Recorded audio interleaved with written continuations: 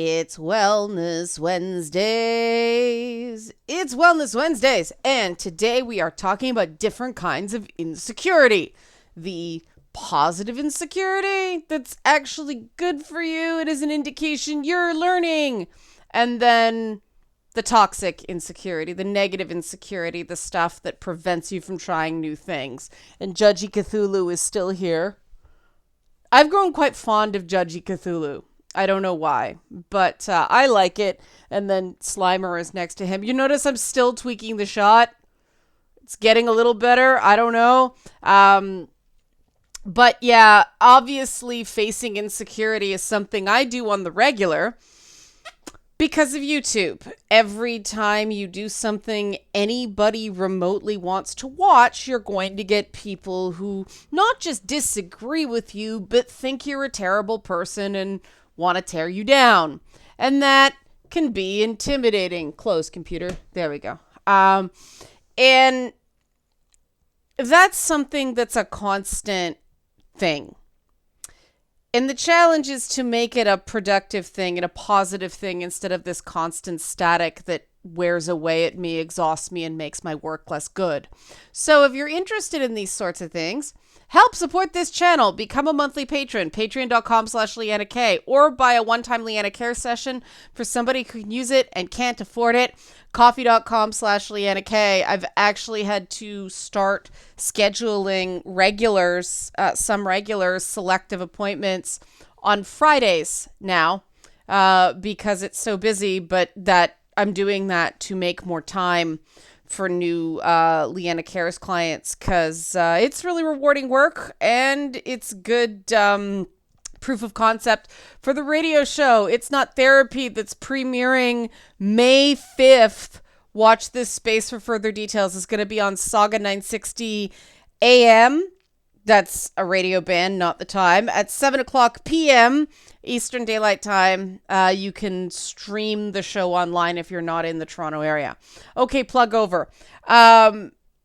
So, yeah, Betty Friedan back in the day talked about the importance of feeling anxiety and working through moderate levels of anxiety. And that actually means you're growing. That's what you need to individuate and self-actualize and learn stuff. And Betty Friedan, back in the early 1960s, isolated the fact that, well, she was talking specifically about women, but I say this is probably not just a woman thing. Betty Friedan stuck a pin in the fact that some people, the minute they start feeling anxiety, the minute they start feeling self-doubt, the minute they start feeling insecure, they think, I'm doing something wrong. And they stop. They quit. And that's not good. You have to work through that self-doubt, the insecurity, to do anything awesome, because anything awesome is by its very nature hard. If I had succumbed to my insecurities, I never would have made Solomon, the social justice warrior, an ongoing character, because that was the character I actually thought could actually get me canceled because he's a trans man. I'm very glad I didn't. I'm very glad I went with my gut and my realization that if somebody wonders why I did that, it's because I realized when I did that character in the original Lady Bits episode that I was actually performing him as male. He was not a woman at all. The character made no sense as a woman. And so I'm like, all right, it happened. This was a character whose gender identity did not match the one I assigned him at his conception. We're going to go with it. And a couple people, more than a couple people, told me not to do it. But sometimes you just have to. Sometimes there's something in your gut that says this is right.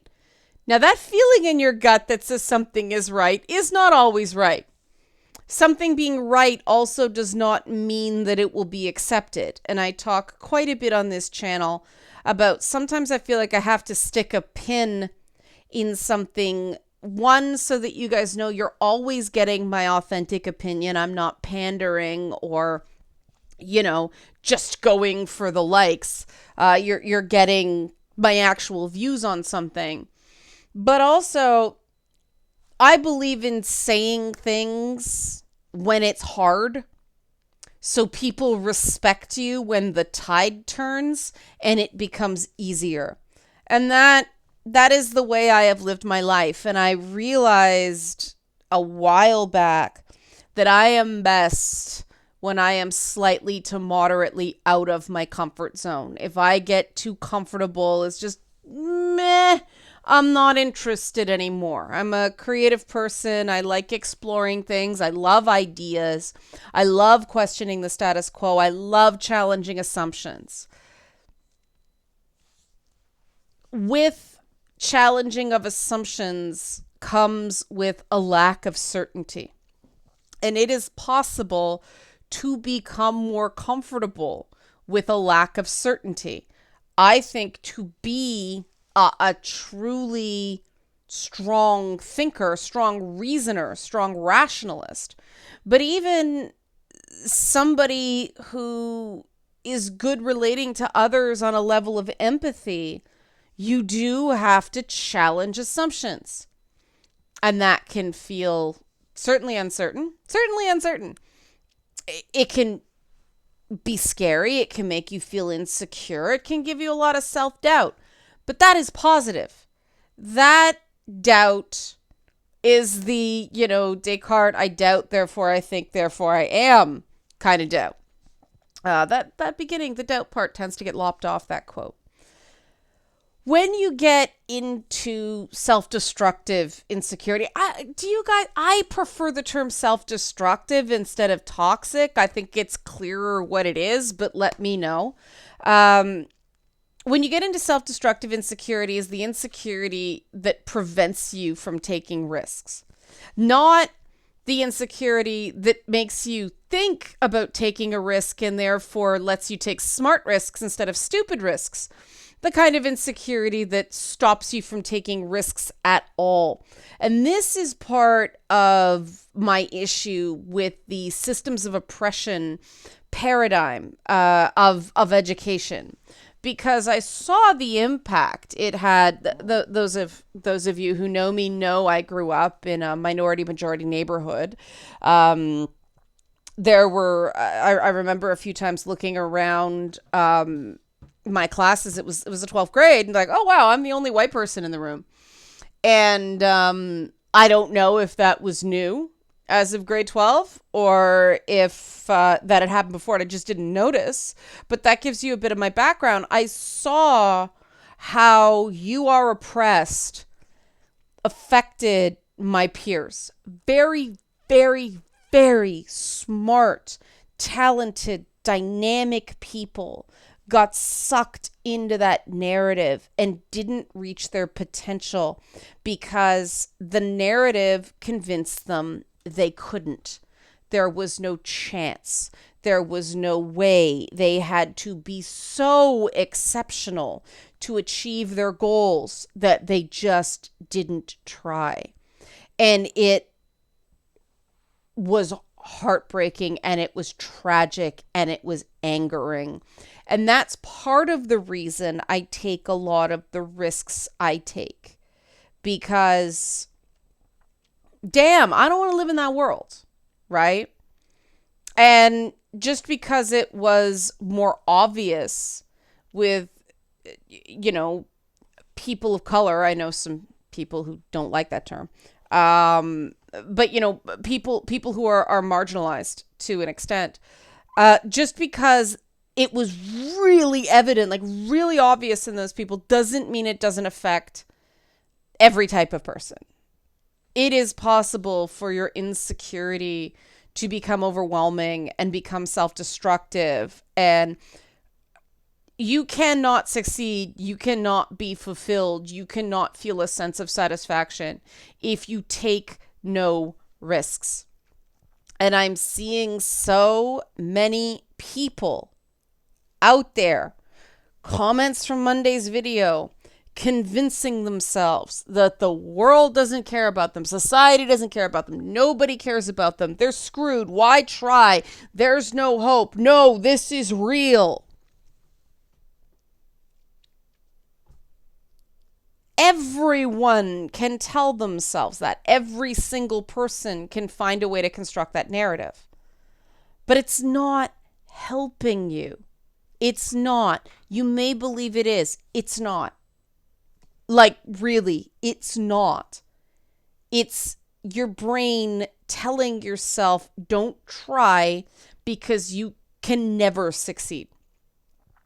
And that, obviously, that's a problem. But what do we do about it? How do we take that self-destructive insecurity and make it into healthy insecurity? Well, I may have challenges, but I'm going to try anyway.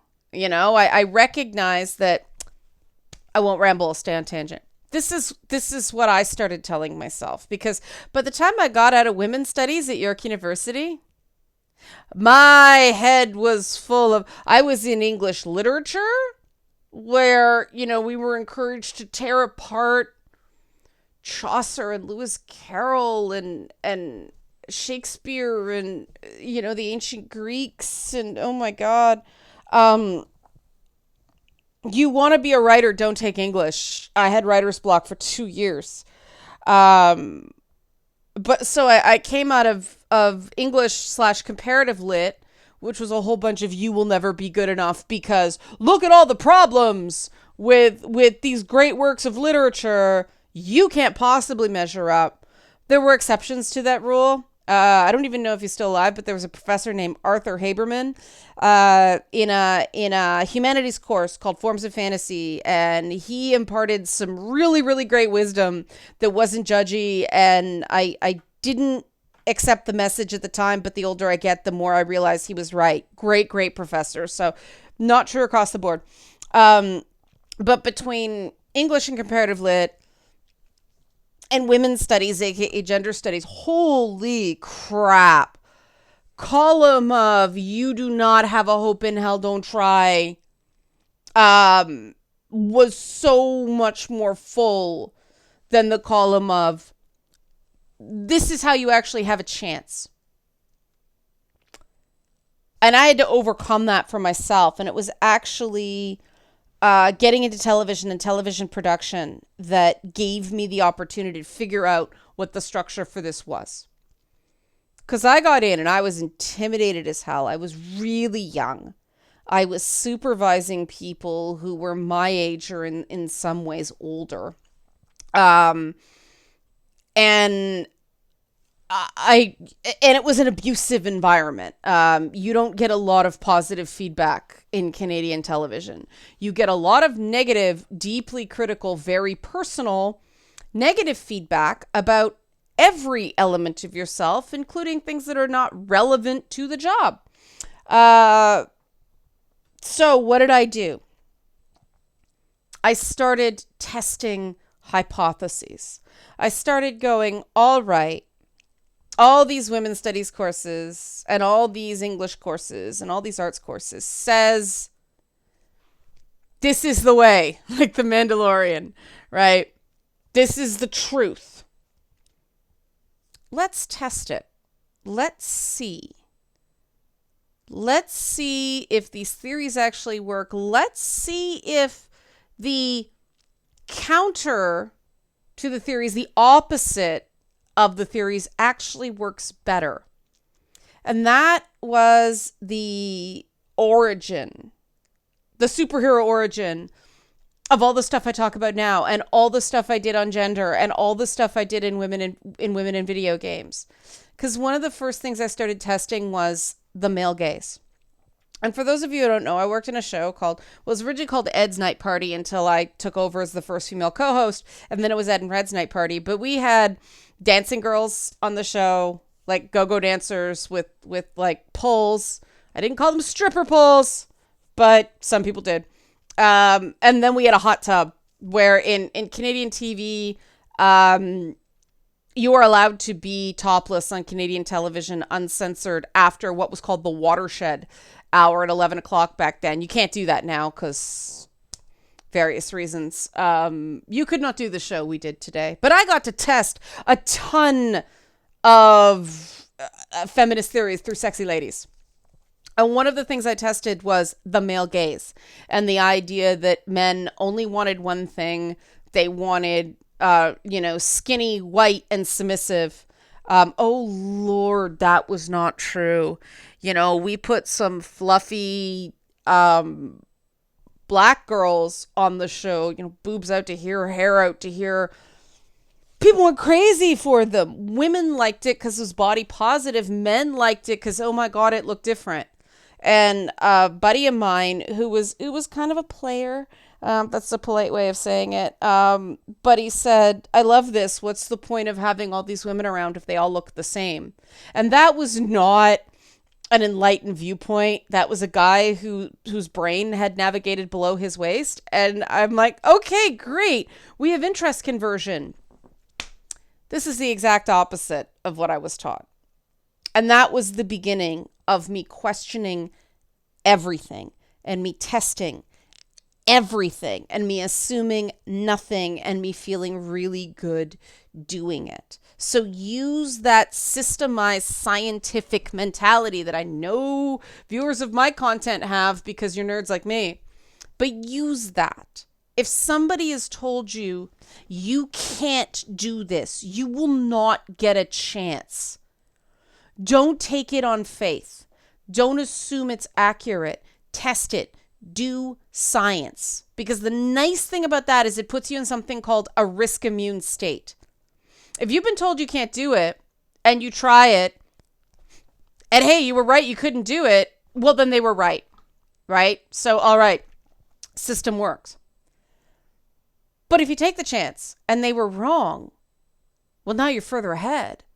So it's a win-win and no loss. That's how I looked at it. If you are convinced that it can't be done and you try anyway and you succeed, congratulations, you're one of the stories of people who beat the odds.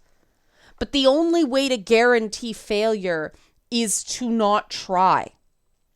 And so many people guarantee failure by convincing themselves that there's no point in trying. And that's where the unhealthy insecurity goes in. Now, I understand that the human brain likes negatives.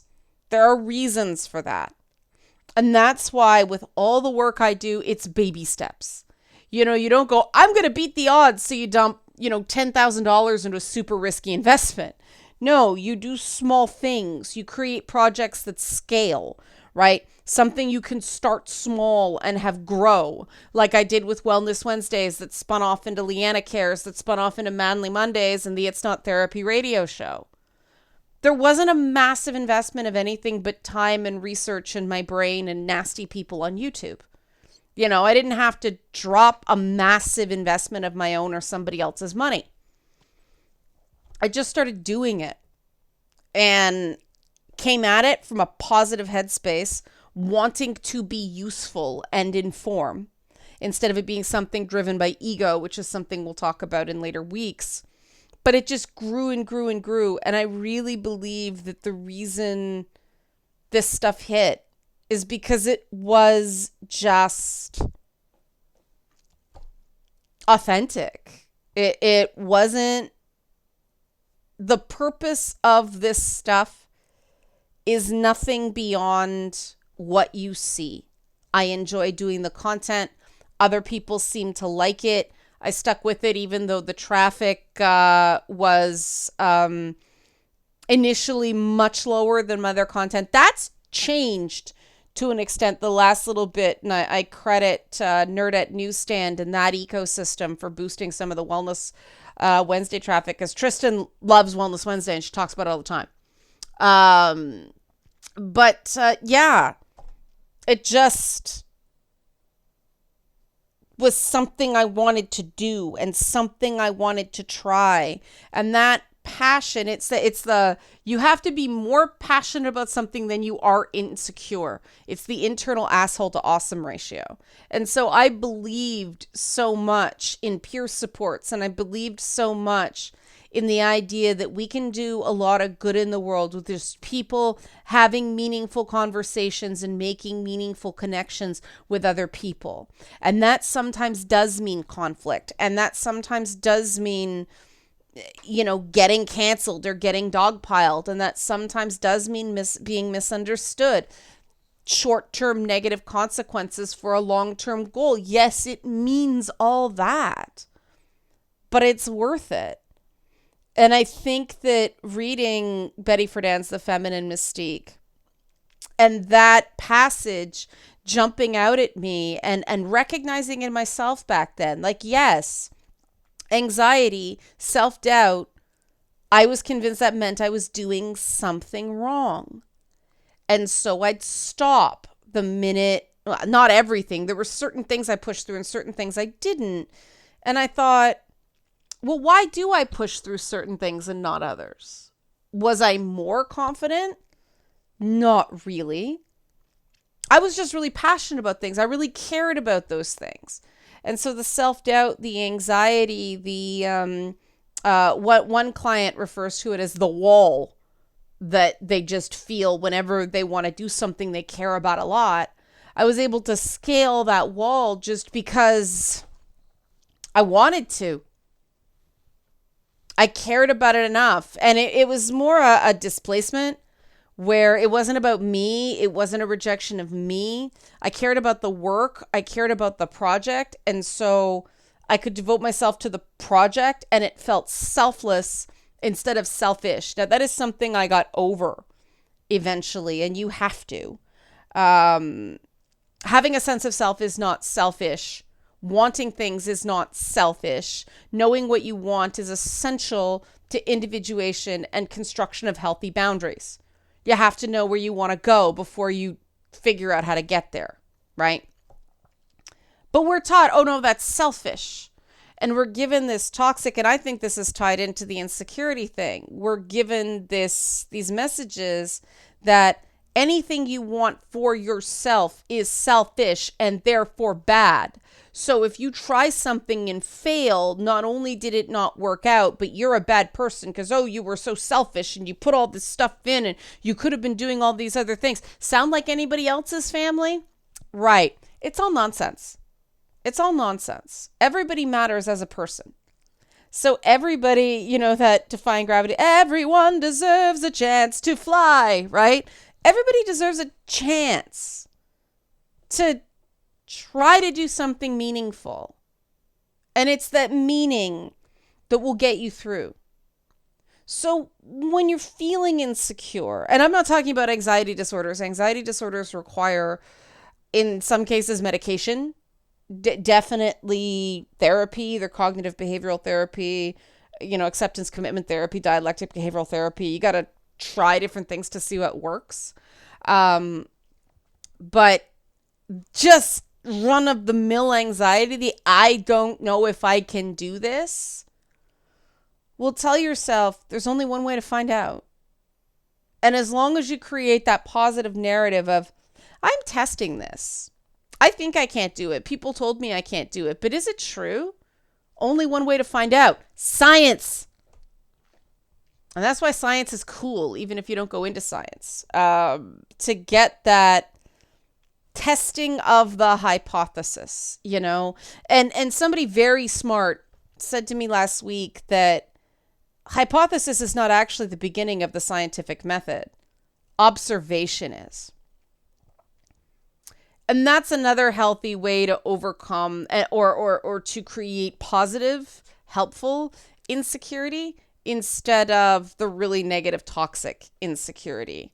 And that, look around, do some research, get a realistic sense of whether it's an achievable goal. Because there's no point in throwing yourself at things that are way against the odds all the time. You create a negative self-talk loop when you're setting yourself up for failure again and again and again. Healthy goals are based on actions that you can control, not the opinions of other people or external forces that you can't control.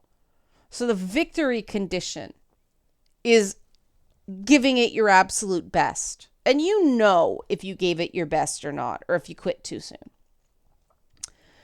You give it your absolute best, even if it doesn't work out, that's a success.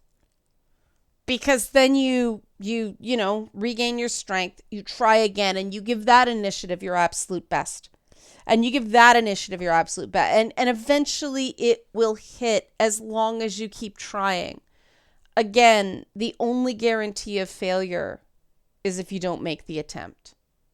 So that's how I distinguish positive insecurity from self-destructive insecurity. If you like this sort of content, you know it's coming. Help support this channel. Become a monthly patron. Patreon.com/LeannaK. Or buy a one-time coffee donation for somebody who can use it but can't afford it for Leanna Cares session. Coffee.com/LeannaK. Wow, my train of thought just went there because my Telegram notifications are going off. Thanks for watching and be well.